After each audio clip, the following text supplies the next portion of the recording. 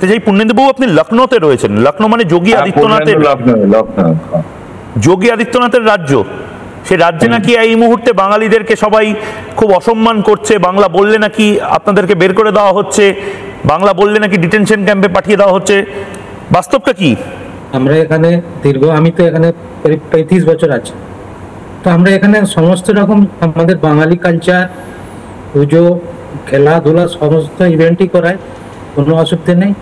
বাকি হয়তো এবছর আমাদের দুর্গাপূজাতে যোগী আদিত্যনাথ আসবেন, তো আমাদের এখানে কোনো অসুবিধা নেই। এটা মিথ্যাচার করছে, একটা কি বলবো, একটা ন্যারেটিভ সেট করার চেষ্টা মমতাদি, এটা বিলকুল গলত, আমাদের জন্য বহুতই এটা গলত।